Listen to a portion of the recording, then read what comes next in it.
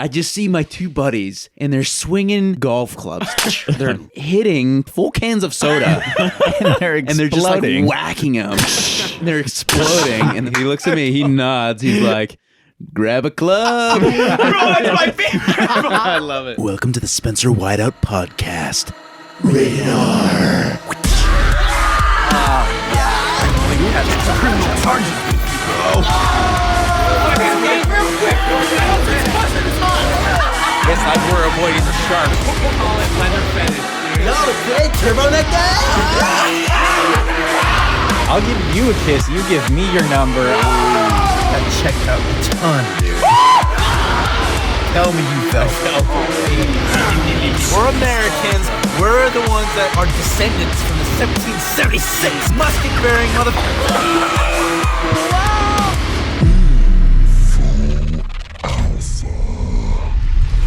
Welcome back to the Spencer Whiteout podcast. This is episode number 21. In this episode, we tell stories of growing up in Alaska, the abandoned Buckner Building, soda can golf, and much more. Let's dive in.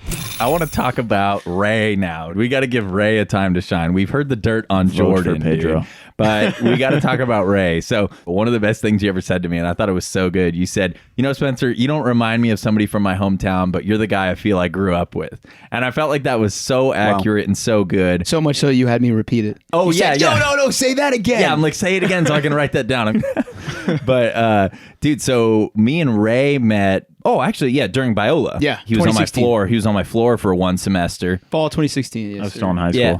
You were in high school? Yeah, bro. What year were you born? 97. 97? What year were you born? 97, bro. I Okay. thought you were like 29, man. Everyone always thinks that, and that's a good thing That's because I just get more because you're opportunities so if I look alpha, older. dude, and you're just 100%. That's why I get less trashing opportunity. people. Beating them with your corn dogs. Drenching them in Making them milk. drink your milk. Eat it. All right, so anyway.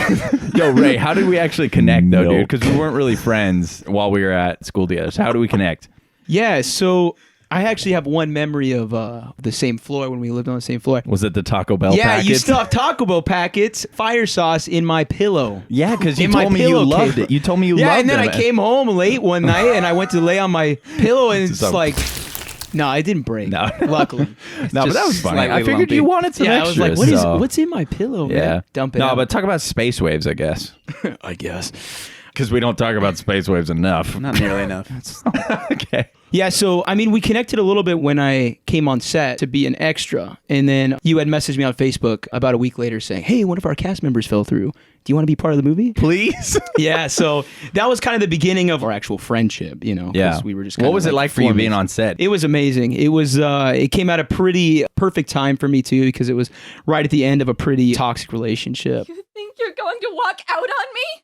I don't think so. But yeah, so I was living in South Lake Tahoe at the time, and you guys were shooting in Grass Valley, so it's about a 2-hour drive. I was broke as hell though, so I didn't have a car or anything. So I was we like, had to come get you. well, I took a bus the first time because I ended up in Colfax. You got stranded in Yeah, Colfax. I was in Colfax for about And probably we're 7 like, hours. We'll get you after we wrap for the day. And we didn't wrap till like 3 a.m. Sad. I rode 3 buses to get to Colfax, and sitting on a park bench in the middle of the town square. It's like super small. I'd taken a nap next to the freaking railroad, bro. It was. There's like no one in that town. It was either. fun. I mean, yeah, there was absolutely nobody. Once it hit 6 p.m., it was just like dead. But dude, I love that we came up with your name in the movie was Buster because of your Blockbuster hat. Dude, Yeah. which was so rad. Yeah, I stole that from a cousin of mine, and I was like, all I know about this movie is it's nostalgia, so I'm like, I'll throw this Blockbuster hat on, and I ended up wearing it throughout the whole movie, so... There's the scene in the forest where you actually have some lines. And then Alex and I, for some reason, cut it super quick. Wait, you be him and I'll be me, okay? Hey, guys, I think I'm gonna head back. We're so close. How do you know that? Like without missing a beat, bro. I like almost talked over him, bro. But it's funny because it It's feels so like funny. it feels like I've said it already like 100 times to them. Yeah, like that's okay, true. when are Like, we going? It just sounds way more irritable. I Yeah, know, yeah. It's like so extreme, and it's like, okay. Okay. Yeah. Like, I'm kind of chill a out. wimp in the movies. No, but I can't go on a you're hike. great in the movie, You're dude. a buster And in the movie. Thank I you. just love how much you and I connected over it because we filmed the movie and we weren't super close during the filming Right, of it because right. it was like you're an extra. And Yeah. dude, I was just trying to fix the movie from falling apart Yeah, every day. right. And you ended up just hanging out with Luke most of the time anyway. Yeah, Luke and Tyson, man. Yeah, Luke and Tyson. It was good, man. It was We so had some good. It memories. was so Yeah. good, man. But I think what was so rad was when we met up again for the Space Waves premiere in August 2021, because we hadn't talked in years, Yeah. dude. And then, Yep. I don't know, just the fact that you connected with the movie so much and you're like, dude, I'm coming to all 3 premiere nights. And you bought tickets and you bought all this merch. And like, that meant a lot to me, dude. I think it was just such an awesome thing because after that, we just talked so much and we realized we have so much more in common about just where we grew up, and the experiences. small town and just in a town where nothing happens, Yeah. you got to make your own adventures. Yeah. I just love that, dude.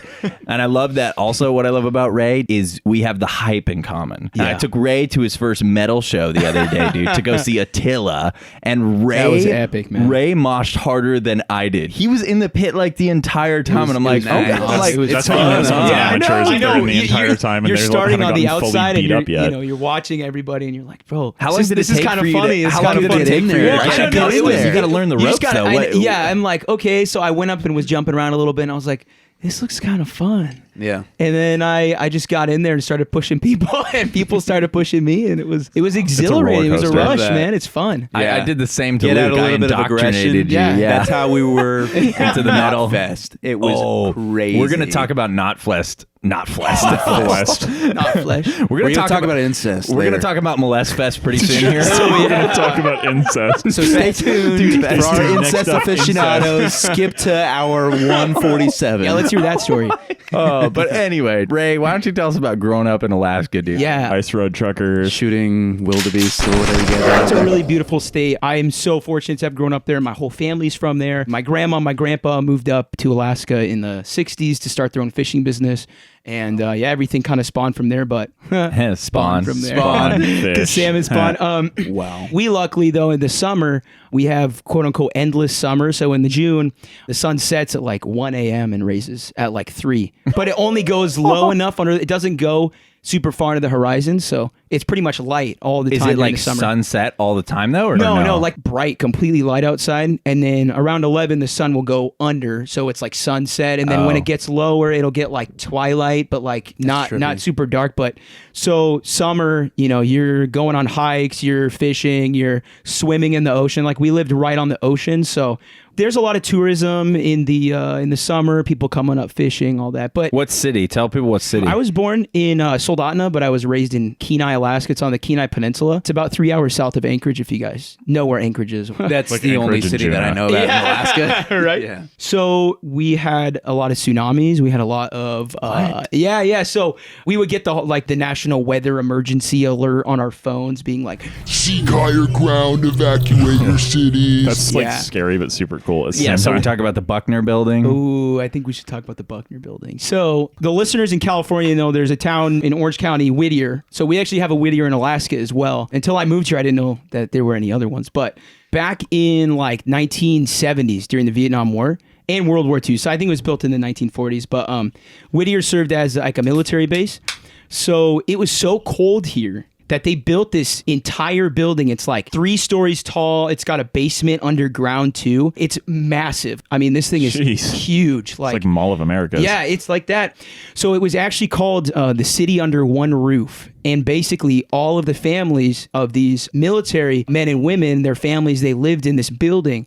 It had a police station. It had a supermarket, Dude, a what school, the heck? a gymnasium. It had a bowling alley and a prison That seems in the fictional. basement. Yeah, I know. Whoa. Totally. Where is this one more time? It's in Whittier, Alaska. So Whittier, Alaska. How far is that City under from one roof. Kenai? yeah, so it's about hour and a half drive, probably about 2 actually. But I would have gone there growing up because it's like legendary, right? But this place is only accessible through, it's actually one of the longest tunnels, I think 7-mile tunnel through pure mountain. So they literally blew this mountain.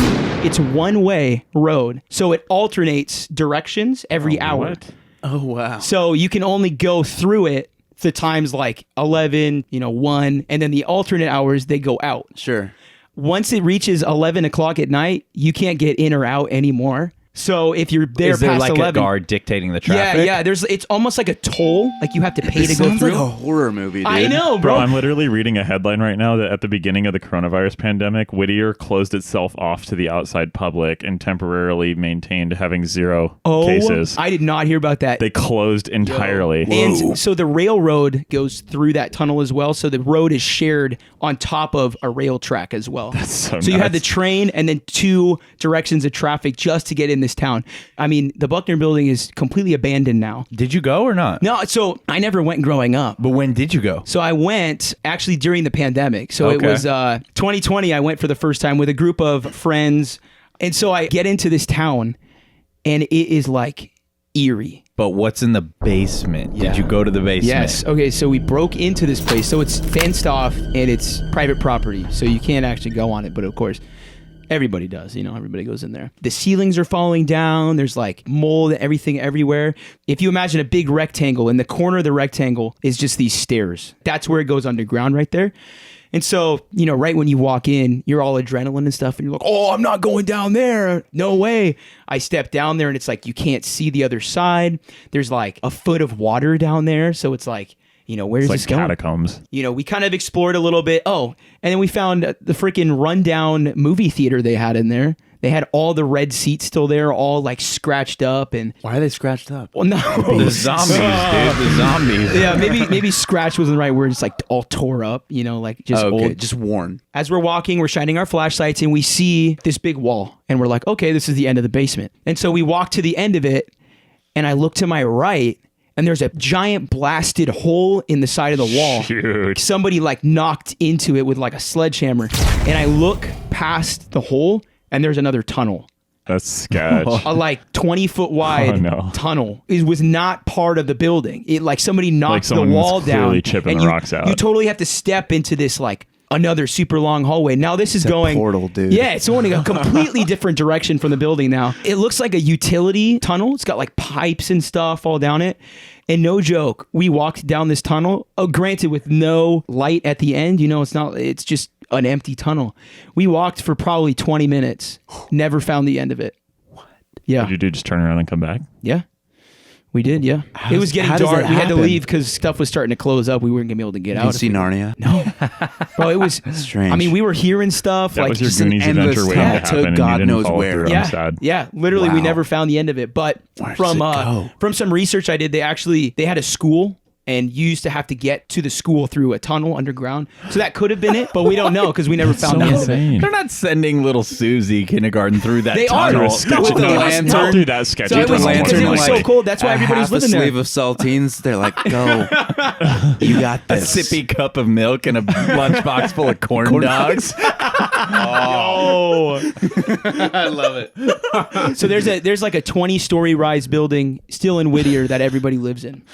Everybody lives in one building still, not the same one, but so you'll believe like they had to do that underground thing. It was Yeah. so cool. It's so. Yeah, there's a story. I used to go to gas stations. I mean, I still go to gas stations all the time. I love my energy drinks, man. I'm drinking one right now. So I used to, I would forget stuff in my car all the time. But you have to remember, you have to take your groceries out of your car. For here, it's like, oh, if you get meat or whatever, you have to take it out because it's going to get hot in the sun. It's Your going to get groceries will bad. freeze. Yeah, so like we can leave frozen stuff. Like, oh, I left my my cream. ground beef in the car. Oh, that's okay. Ice cream. Whatever. I don't think that would be the problem. It might be Spence. frostbitten. Yeah, now. but it's like it's too still cold good. out Yeah, there. right. No, that's Gotta the point. Like, if transfer to you the leave your freezer to ice warm cream, it up. it's fine. That's what I mean. Yeah, exactly. But if you leave your energy drinks, raw then what Yes. chicken. happens? So actually, on multiple occasions, I left my energy drinks in the car, and so one specific time I had 2 of them, and I came out in the morning to I don't remember where I was going, but I opened my door, and there's literally like red ice chips everywhere in my car. It looks I like mean, it literally, exploded.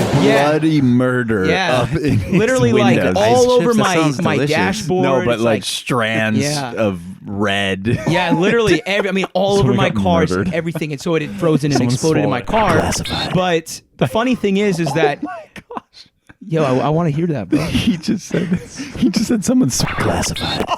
That's so messed up. The funny thing is that because it's cold there, you would think like, oh, a drink exploded in my car, like I gotta wipe it out of my seats and stuff. You can't. You have to use a chipper. Yeah, I mean, I literally had all I took was like a washcloth right. and just scooped up all the ice chunks and just threw it outside, man. I have to shovel up my energy. Yeah, pretty much. Yeah. So it makes for How good easy is that cleanup, but happen? it's kind of a bummer because I was kind of looking forward to drinking that. So. Dude, speaking of canned beverages, and also speaking of small towns, This podcast is brought to you by. This pod is brought to you by Squarespace. Okay. Anyways, My curiosity my glands are salivating. What movie is that from, bro? That was supposed to be in Space Waves. We cut that line out. I remember that. Yeah, that was in the script, man. When was it going to be used? It was when Joey is sitting in the shopping cart when they're about to like run down the Samson's lot, and he turns around and he looks at Marvin and he goes, Marvin, my curiosity glands, they're salivating. But it just didn't fit. So All right, let's hear this can story, bro. my first indoctrination when I moved to the city that I'm in now, it's a small little town. I had a friend out there, and I mean, there's not many people out there, so it's nice to have a friend. Yeah. Anyhow, so he invited me over, and kind I of a knock rare on the thing. door, and there's nobody that answers. And so I'm like, okay, well, I guess I'll loop around to the back. I remember. And so I loop around to the back. I walk back there, and I just see my two buddies, and they're swinging golf clubs. And there's like all this spray and mist in the air. I'm like, what the heck? They're hitting cans of soda, full cans of soda. And they have like a hill in their backyard. It's like a hill. It goes down and stuff. they're And they're just like whacking them. And they're exploding. And they're like, nice one, cool. And I'm like, where is your adult supervision? Why are you doing this? How old were they? And I look, I mean, this is high school This is age. back in high school, This is yeah. high school age, yeah. And so I look over into the shadows, and it's my buddy's dad. Mr. And he's just Johnson. drinking there. And he looks at me, he nods, he's like satisfied look. He's like, Grab a club. Bro, that's my favorite. Oh my God. Grab a club. grab a club. I just love that he just assumes that you know what he's talking about. And that you're down. Yeah, exactly. And that this is a reasonable thing to do in a hick town. And you know what? You It is a partake. reasonable thing to do in a hick town. You did it, right? Hell yeah. Hell yeah. I'm like, what?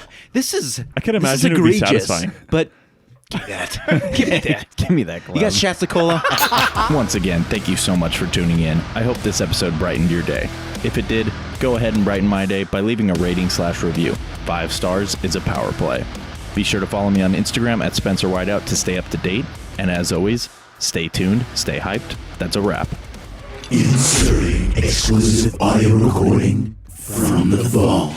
So after Kyle was done exaggerating his injury, 15 minutes later, he's playing 3 flies up with Ben, running around On a getting broken tackled leg. on a broken leg that he can't even bend except for running. So he's running around, making a fool of himself and whatnot.